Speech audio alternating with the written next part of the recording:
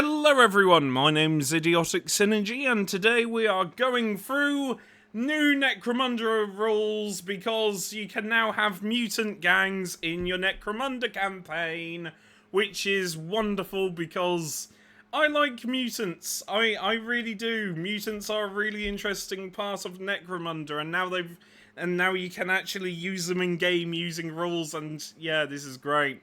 So, there's some lore here. Let's just skip past the lore because if you want to read it for yourself.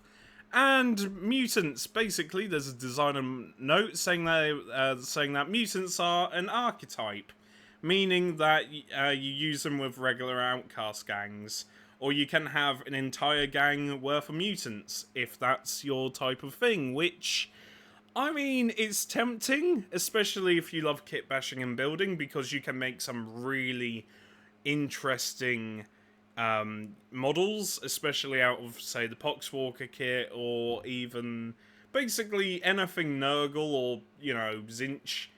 Then you can make some really interesting mutants, or even Gene Stealers. You know, just have fun kitbashing, and this allows you to do that. So, new mutants. Mutants have access to Brawn as a primary skill, Ferocity as a secondary skill, and Leadership as a primary skill. There's not a lot of choice here, but I haven't shown you the best thing yet.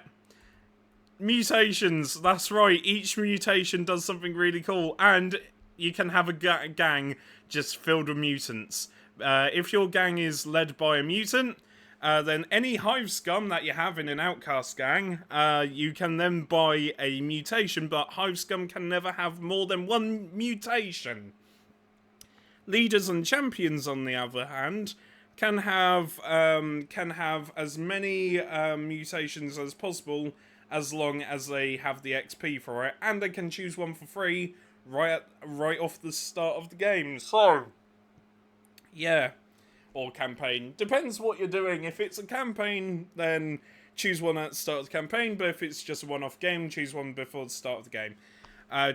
Choose one before the start of the game. That's what I meant to say. Anyway, Outcast mutations. There are quite a few, and you roll a d66, so, yeah, which well, you can roll, or you just choose and buy.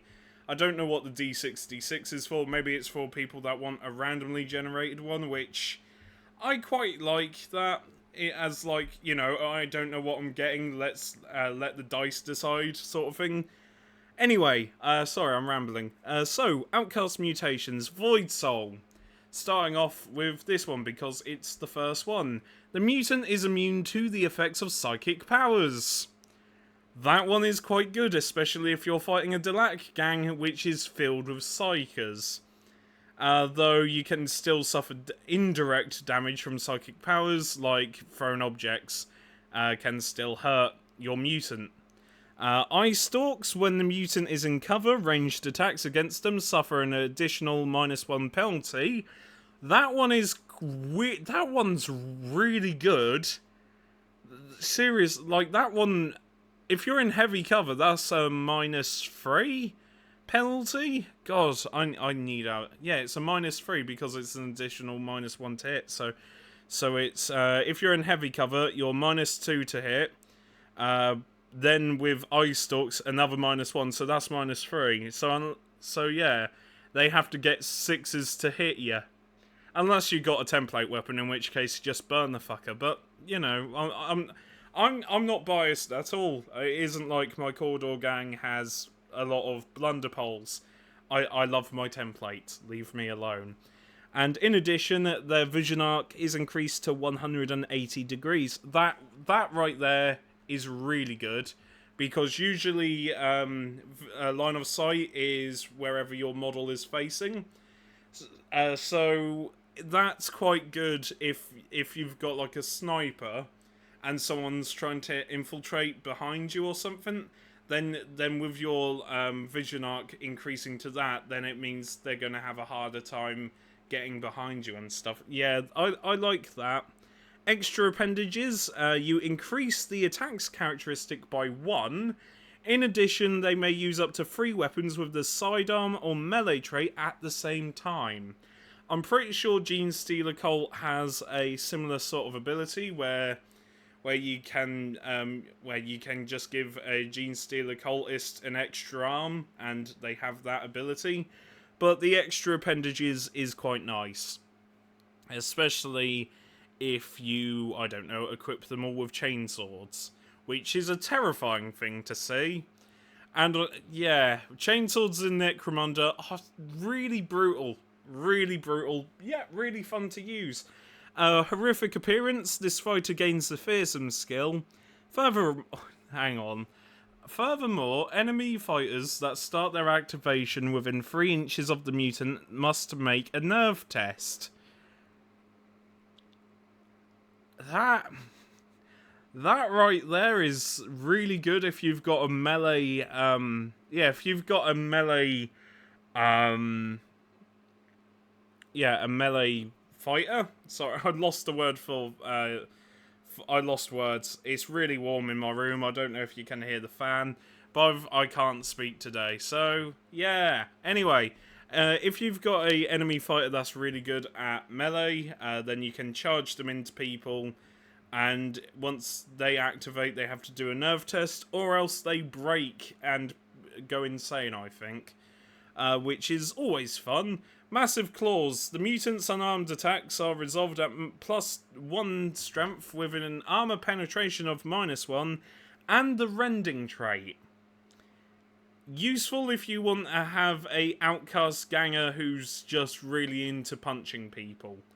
Which you might think is stupid, but that's Necromunda for you.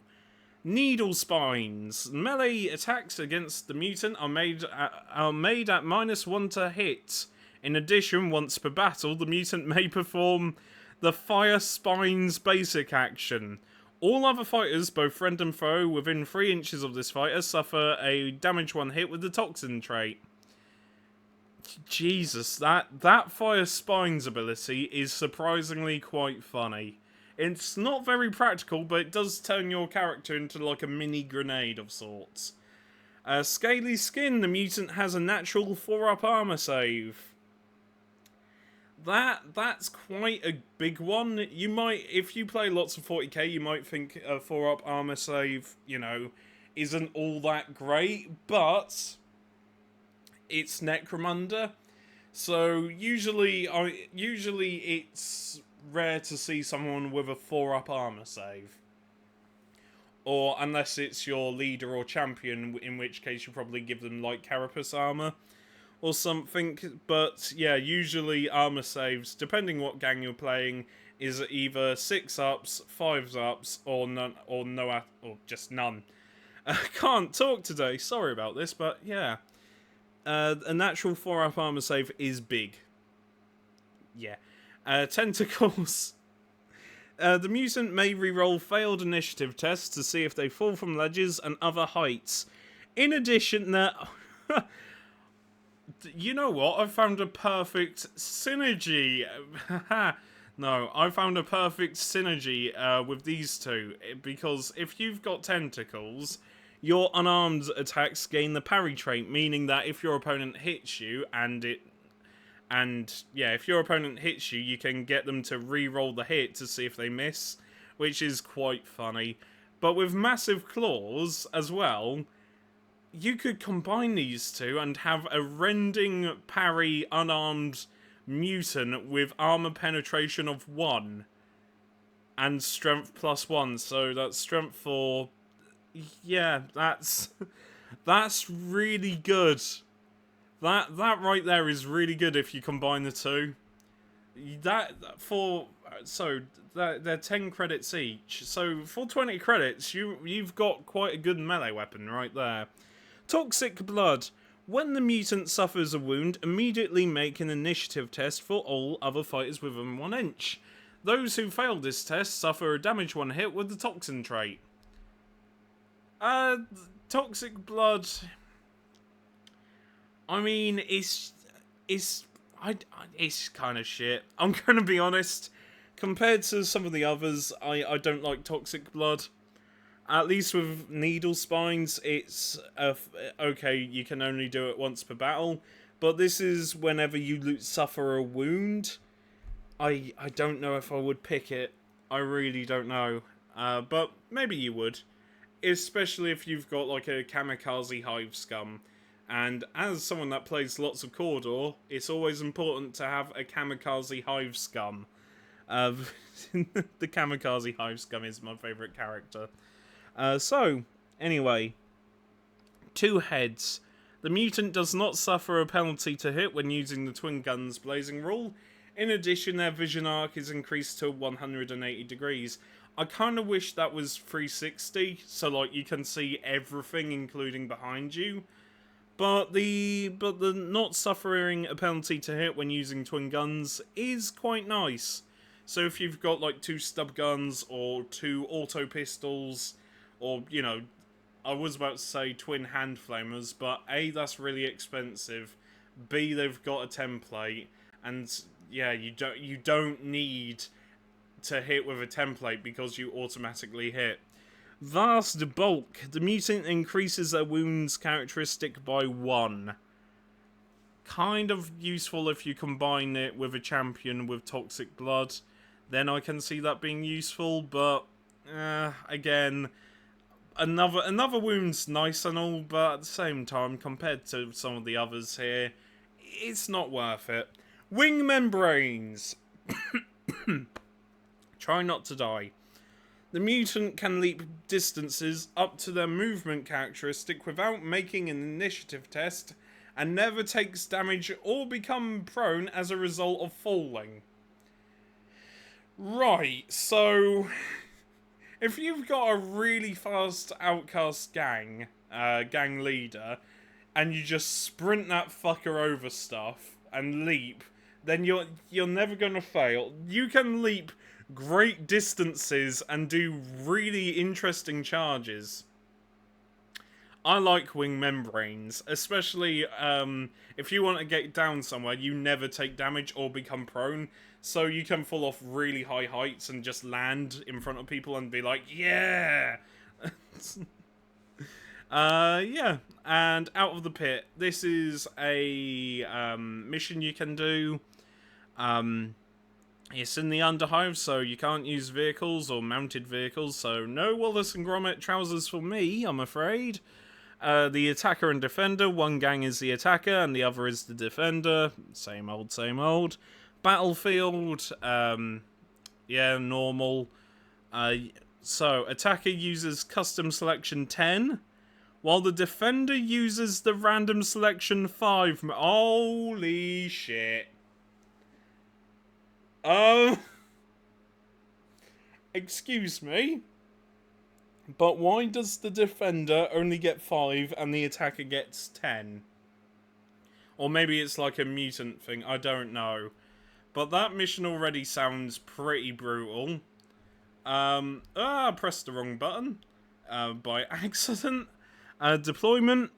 The fighter deploys all of their fighters within 12 inches of any battlefield edge, at least 3 inches away from each other. The attacker then deploys their fighters within 6 inches of the center of the battlefield. Okay. The battle ends at the 9th round. This one is... Right, you select this one, the defender's fucks.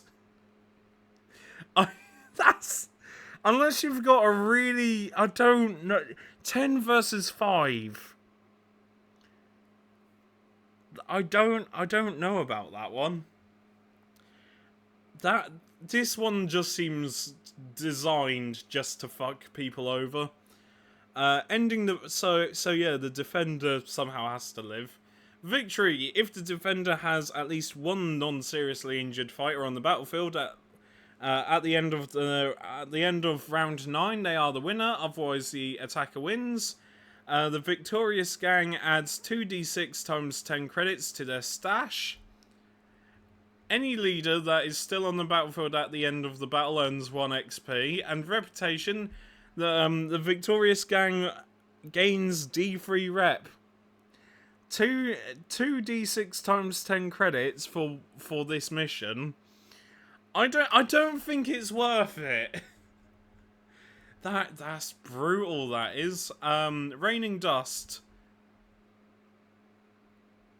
What? What? This gets worse. Each time a fighter makes a ranged attack, before making the to hit roll 2d6 and multiply the result by 3. If the target of their attack is further away in inches than the result of their dice, then the attack automatically misses. What the fuck does that mean? I don't know. Endless hordes. The attackers have brought a large number of fighters to the battle. Whenever an attacking fighter with a gang X rule goes out of action, rather than rolling on the lasting injury table, place them to one side. The attacker may choose to return the fighter to play. What is this? This is the cannibal scenario. This has to be. Oh, hang on. You can have D3 Hive Scum arrive as reinforcements for the defender at the end phase of rounds 3, 5, and 7. Holy shit. That's fucking brutal. I love it. I love this mission. It's stupid and dumb and I kind of like it, but yeah. Necromunda, what a game. It also helps if you've got good friends to play with. I don't. I'm kidding. I do. I have some really good mates. Unfortunately, they're cunts, but you know, it's just because one of them plays Delac, another one's thinking about playing some sus Van Sars. Yeah. One of them plays Orlok, but yeah, you know, all Ultramarines of Necromunda, and I play Cawdor. The only gang anyone should play. Oh, dude, just insult everyone's gang, even though I've lost all of my games. Oh, and yeah, and one of my other friends is playing Ironhead Squats, which I got fucking mullered. I'm not good at Necromunda, but I enjoy it. I especially enjoy the fact that because I play Cawdor, my gang is ridiculously cheap. It's like, oh, you killed one guy, cool, I can buy him back. Let's go. Blunderpoles for everyone. Anyway, I'm going to go. Yeah, mutant gangs. Really fun and really silly. And yeah, I kind of hope to see... I might play a mutant gang. I might actually play a mutant gang next campaign, which will be next year. Because the campaign that we're currently playing is a fucking long one. Yeah, it's going to take us to the end of the year to beat. Let's go. I still haven't won a single game. Anyway, I'll see you later. Remember, take care, stay safe, and look after each other. Bye for now.